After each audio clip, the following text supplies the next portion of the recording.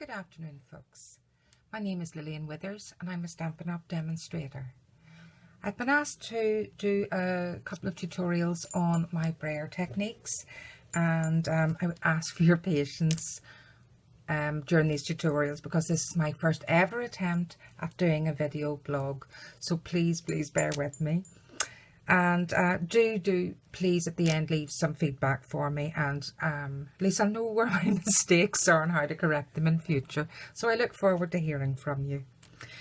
Now we're going to start off with a very simple card that I had done at class the other night, and we'll work our way up to the harder techniques. But this is a beautiful card, very easily, very simply done.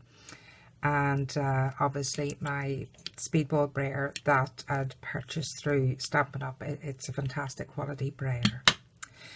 Now for this card I have used the beautiful new Sheltering Tree stamp set from Stampin' Up! It's in the new Spring Summer catalogue. There's more details of that on my blog and I'll give that to you later.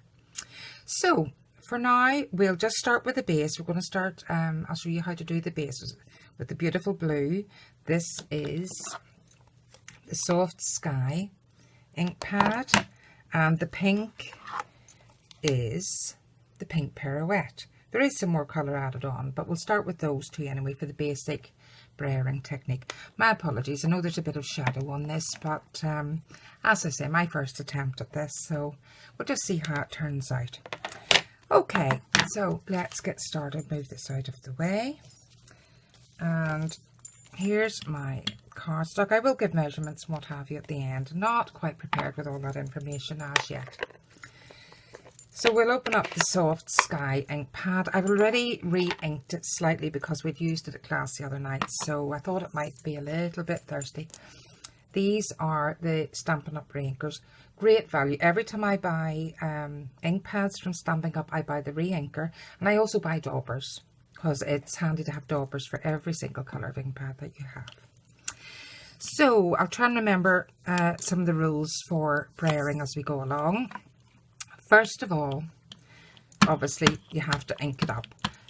Now this is what I'm going to explain to you is the way I do things. It's not the way everyone does things, but this is what suits me best.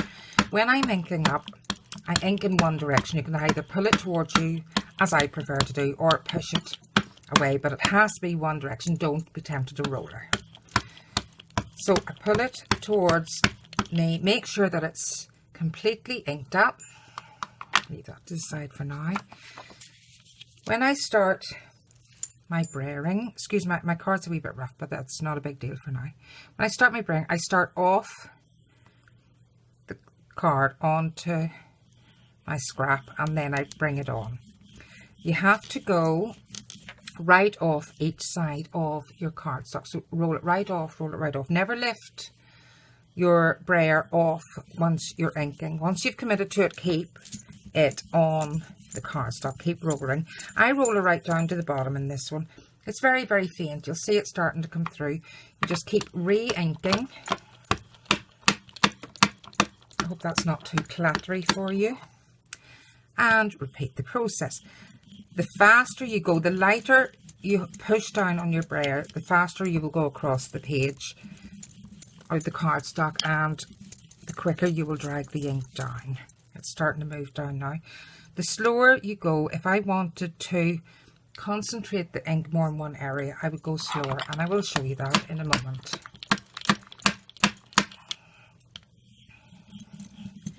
But I do want to bring it down a fair bit. So here we go.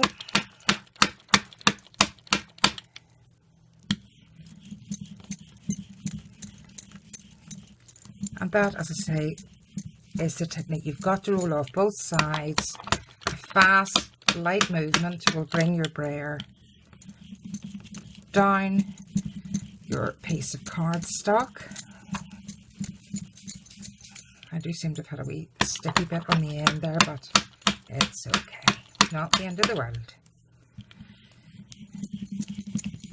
As you can see, it's starting to come down. I don't actually need a lot of coverage, sky coverage for this card. So I think I'm happy enough with that. Now I'll turn it over. That basically is the sky done. Because I'm changing colours to quite a pale pink, I just give the brayer a wipe with baby wipes and dry it off.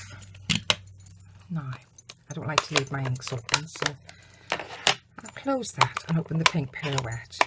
Again, this has been re-inked in preparation.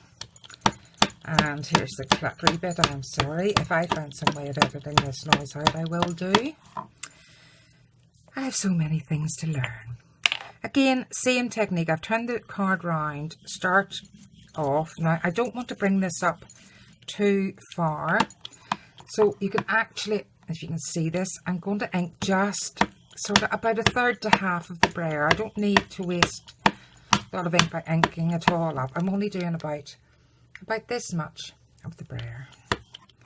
And going a little bit slower so the ink concentrates more down this end.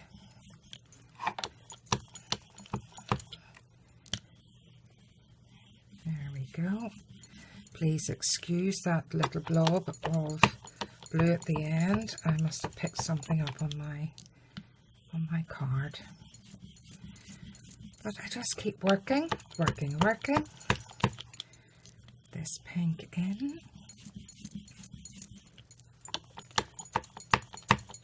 This is such a cheerful little card. The colours are lovely.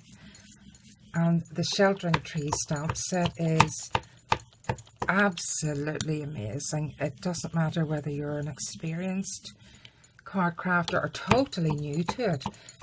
Even if you'd never done card crafting before, with a bit of guidance on just your basic stamping technique, you can make beautiful cards with that stamp set. Now, I think that's actually probably quite nearly enough of the pink Pirouette anyway. I'm going to bring in a little bit of Blushing Bride and just daub it in the bottom just to give it a little bit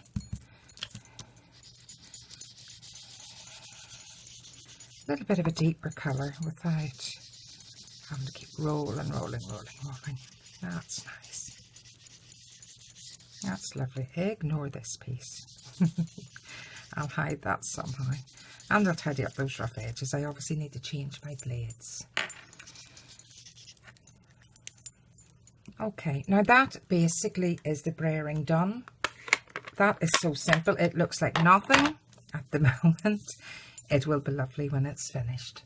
So just bear with me and I'll get the stamp set ready to stamp. Hi everyone, back again. And magically, I've now got my stamp sets already. This is the Sheltering Tree stamp set I was telling you about. And last week was the first chance I had to play with it and I absolutely adore it. There's 14 little pieces in it in total. You've got your tree, the tree base, the leaves. There's other little leaves over here if you wanted to accentuate some of the colours. And I'm assuming that could be used for snow or stars, little bits of grass, a swing, a garden rake, a bicycle, and the bicycle frame if you wanted to do the bicycle frame in a different colour to the bicycle. That certainly makes that a lot easier. Although there are techniques to do that even if it wasn't separate stamps. And this piece can be used to accentuate it, just like a bit of artwork or a bit of high ground, something like that. I'll be showing you that on another card anyway, how to use that. But that's the basics of the little stamp set. It's suddenly got very dark here. The light from the window has gone down massively. We've now a downpour of rain taking away the snow. Anyhow, that's the stamp set. You really should check it out. It is stunningly beautiful. So I've got my stamps mounted up for the tree itself, for the bark, for the tree, for the branches. I am using the beautiful soft suede ink pad from the Neutrals set. Now, Sheltering Tree is a photopolymer stamp. It's a clear stamp, see-through stamp. And these are fairly new to Stampin' Up. They're very, very, very good quality. I could be wrong, but I believe Stampin' Up had brought out photopolymer stamp sets before, but weren't happy with them. So they've now got a much better quality. Could be wrong on that. That's what I'm told.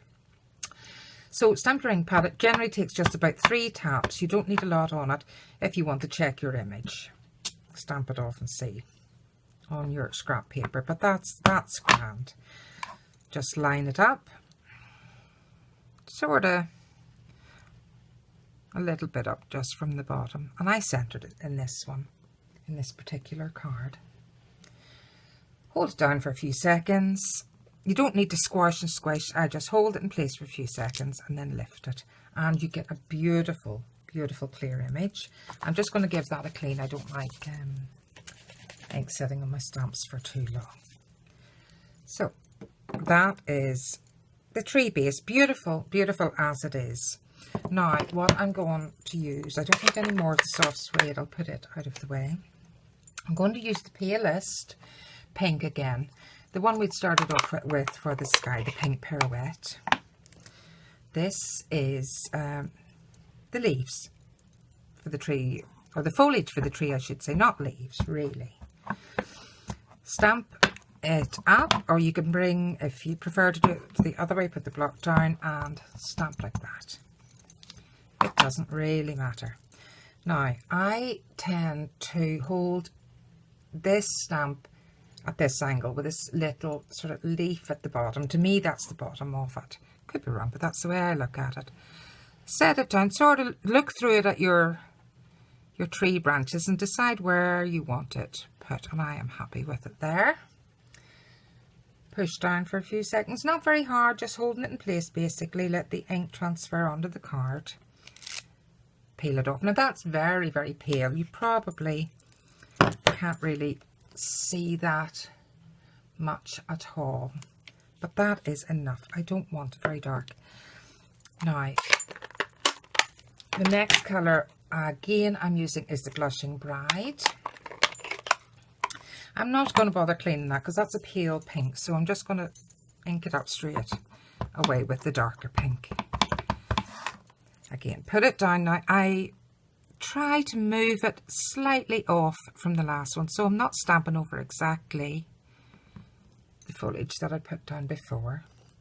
A couple of seconds, give the ink time to transfer and lift it. And that is a more definite, whoops, let me lift this. Very hard to lift with gel nails. A very definite image, and it's already starting to take on its own wee life. And I would then, sorry, I'm just giving this stamp a little clean. Take this. Now this one's quite discoloured. It obviously didn't get cleaned quick enough in class the other night, and it has become a little bit discoloured, but you know, that's all right. It's not a problem. It doesn't affect how the stamp will operate.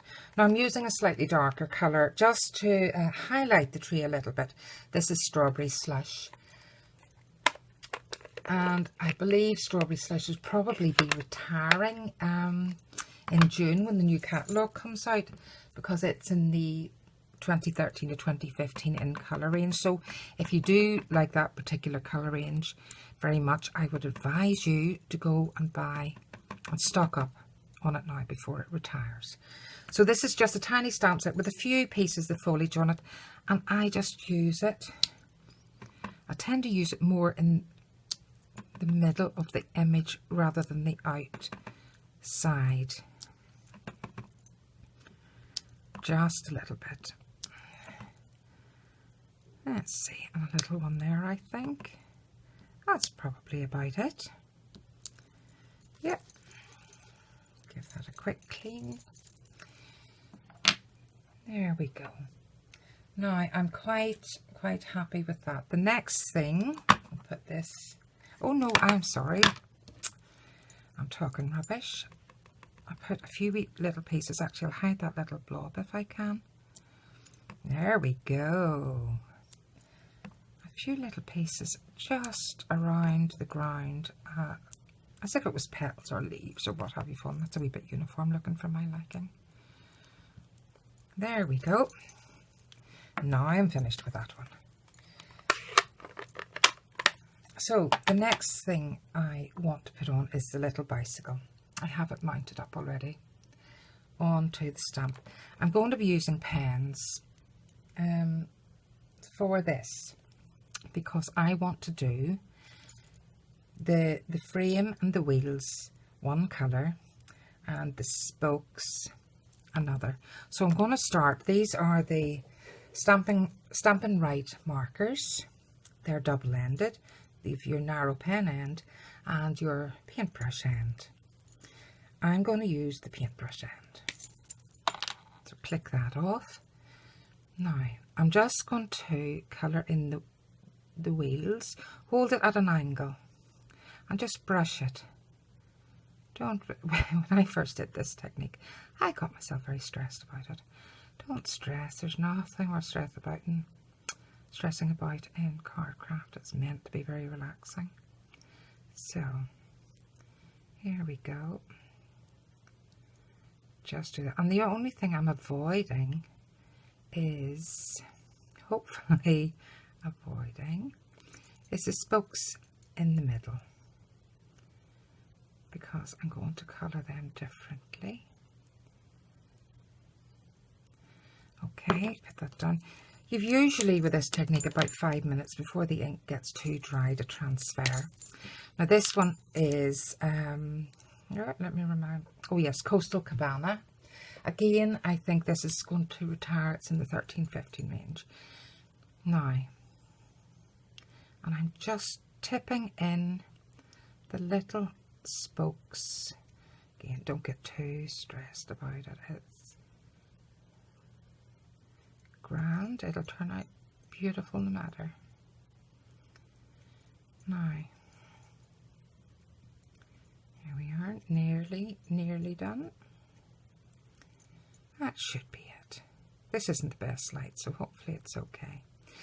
Now, what I need to do, and I'm not going to show you this on camera, I will never show you my huffy puffy face, but you'll probably hear it. So you have to huff on the ink just to sort of reactivate it before you stamp. So here goes, that's me huffed.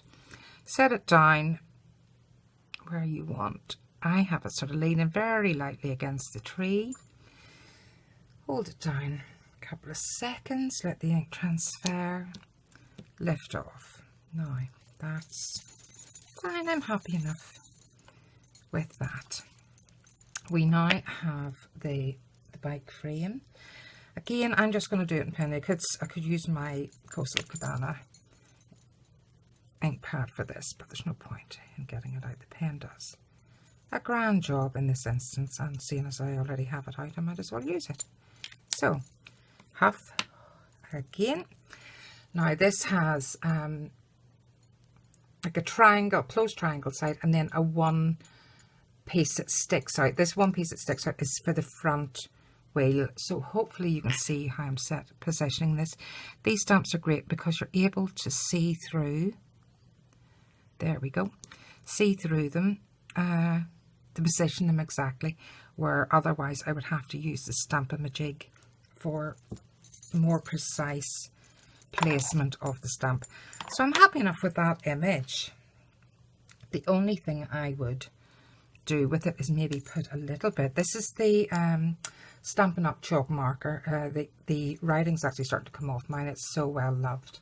The chalk marker and the gel pen are two must-haves in my stash. I literally just put a little line. I don't sort of do it straight. I kind of dash it on. I don't draw a line in one piece. Kind of dash it on the tires a little bit. Dash a little piece in the center there. A tiny bit at the top of the saddle just to give it a bit of highlight. Also chalk a little bit into the tree. I just this thing about a matte image. kind of chalk it a little bit into the right hand side of the tree, as if light was coming down from that direction. You don't have to be too artistic or too fussy in this one. I think just very simply like that is more than enough. The next thing I want to do is, where are we? The little swing. Now again, I'm just going to use the same colours. I'm going to use my chocolate chip marker and the brush end. Put it on, approach it sort of sideways. There we go. On the 2 swing ropes and the Coastal Cabana marker. Again, to colour the seat. A little huff. Turn it over. And I kind of position it between these 2 branches. I can see through it.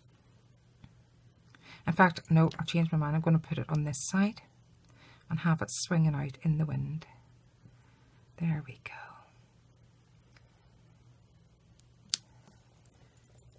And that's the swing in place. So basically all I have to do now is mount it up really. In fact, I'm going to use, let me see, I'm going to add a little bit more depth to it. I'm going to use the little stamp, the small portion of the foliage stamp and the Blushing Bride, and actually just add a little more foliage on the ground, but I don't want it too dark, or sorry, yes, too bright, so I'm not going to use the strawberry slush on that. I think that's enough. Okay, so the next thing we'll have to do is start mounting it, so again bear with me and I'll get prepared for that. Okay, so now we're into the final stage of this little card, and I've all my elements all set out in preparation.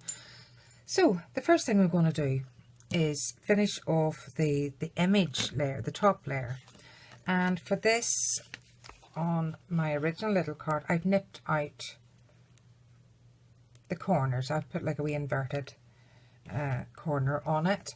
Now Stampin' Up had a perfect little punch for that. It was this one. It was a 3/8 inch punch. Unfortunately that's retired, sadly, and that was what I'd used on that one. I'm afraid they do have a 1/2 inch punch. I'm not sure if you can see that in this light, and that will do the job. It'll be slightly bigger, but it'll be grand. So I kind of just put the corner of the card in a little bit, not too far into the punch, so you can see that in a better light, and nip it off all 4 corners. Try and get roughly about the same size. But remember, these are handmade cards. They're not the factory produced perfection, and neither do we want them to be. So that's my 4 little corners nipped off. Put that out of the way. We're going to mat that now, layer that I should say on top of the Whisper White cardstock. I should say I've used Whisper White cardstock for my stamped image. It's perfect. It's beautifully smooth cardstock. It's perfect for stamping. So this is another layer of Whisper White, slightly larger. As I said, I'll give the dimensions as I edit this through. So I used some Tombow glue because it, you can use tape. There's some fantastic tape or snail and Stampin' Up, but unless I'm using the Tombow, it just gives me a few seconds, kind of wriggle room to get it positioned properly. So you don't need very much. It's actually a very strong glue. Position that onto my Whisper White card. Give it a wee wriggle about until I'm happy with the placement of it. That down a wee bit. I've actually not placed that as nicely as I would like. That's not too bad. Okay, the next thing is a few of the candy dots. I am using the bright candy dots for this. Gorgeous, gorgeous colours. These ones here are Melon Mambo. I'm going to use my piercing tool to pick them up, sometimes otherwise affectionately known as the pokey tool. Just place them down, give it a wee adjustment, a bit more, and stick it. They're self-adhesive, and you obviously do all four corners. Yep. Let me get this.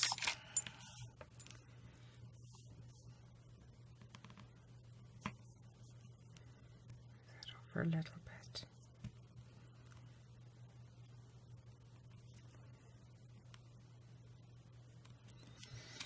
And the last one.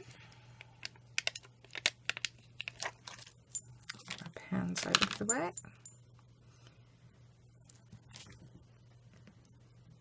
There we go. That's the gorgeous candy dots in place. In a pack of candy dots, you'll get 100. They come in all the colour families. That one somehow has come loose. You get 100 per pack, and it's 2, 4, 6, 8, 10 per colour. So 10 tens. Now, the next layer is this piece here. I have done it in the Melon Mambo simply because I haven't got enough of the strawberry slush, but it doesn't matter. Either is perfect. It's just to give it a bright pink contrast against the paler pink. So it's not, you don't want it too insipid looking. And again, it's just position it down. As I say, I like the tumble because it gives me, oh sorry, I can't pick this up with these nails. It gives me a bit of wriggle room. Wriggle time, I should say, not wriggle room. Get that. Dear, dear, dear. Here we go, here we go. That's about it. Then the last thing I do on that is simply put some dimensionals down. Let's see. But I'll lift these up with my nails, they'll be grand.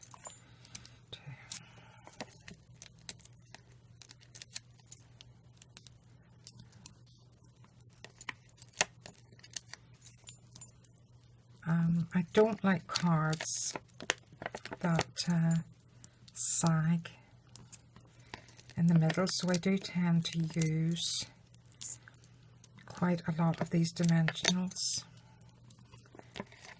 And these are just a perfect size and shape for card crafting. Again, these are Stampin' Up! Dimensionals.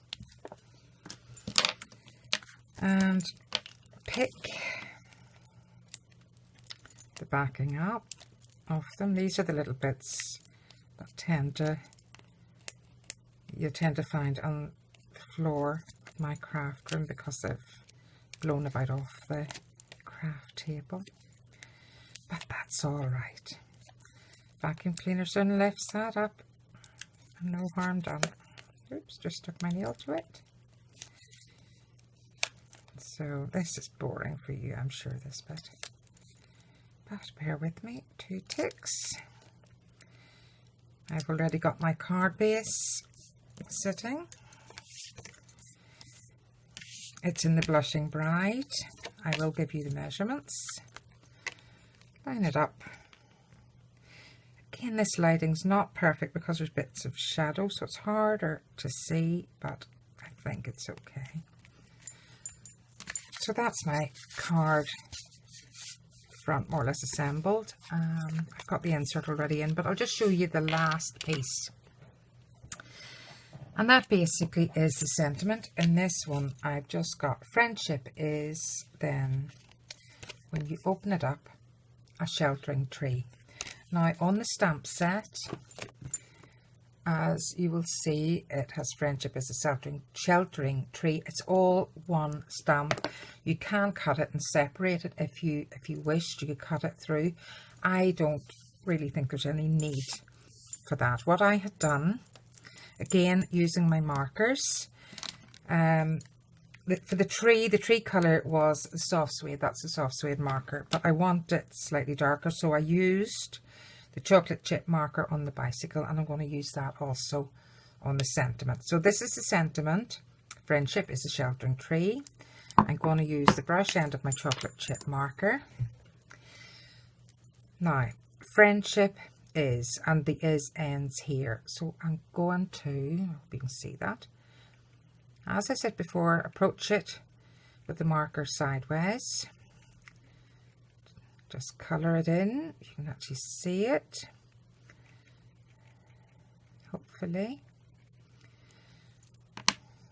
I've got some Whisper White cards, like a little piece, and stamp.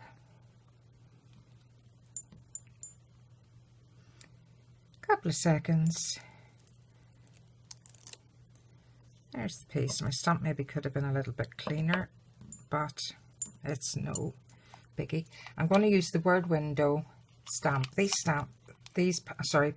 punches are such fabulous quality. They're really heavy duty. And place it in this way, kind of line it up, make sure you've got it positioned and you're happy with it. I'm going to move it down to the left a little because I want to put some dots in. Punch it through. That's job done. Put it down. I'm going to use the other end of my marker, the pen end.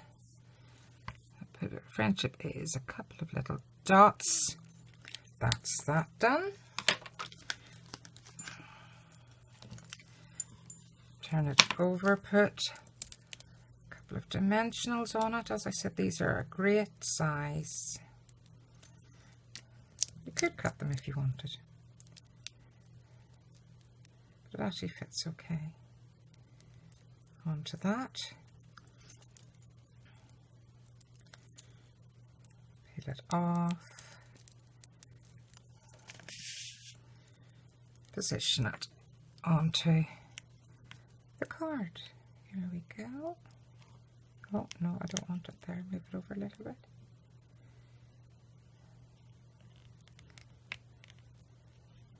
There we go. Friendship is a sheltering tree. And lastly, we've got the heart confetti punch. This is new out. A little bit of the pink, either Melon Mambo, Strawberry Slush, something like that, a dark pink. Give it a punch through. There's all our gorgeous heart confetti. You also use this for a border punch. It has a beautiful, beautiful pattern on it, but we're not using it for that this time. And basically I just use the Tombow. I'm not going to stick these down right now. I'm just going to set a couple on. I use 3 different sizes, a large one, medium one, and a tiny one. Here we go. Now you can see why I'm not going to stick them down, because they're so fiddly. At both ends, sort of 3 at that end, I'll position it a bit better, 3 at this end. I used my chalk pen or the gel pen and just put a little white tick. It sort of makes the heart pop up a little bit, but say I've used them both ends. And that basically, once that's done, is the card finished. And I hope you like the cards. I hope you've enjoyed the video and it hasn't been too laborious. As I say, it's my first video. I would love your feedback. I would love to hear from you. I will practice a little more and hopefully improve as time goes on. I will be back as soon as I can with further braying techniques. For now, it's been nice to do this video today, and I'll speak to you soon. Bye bye.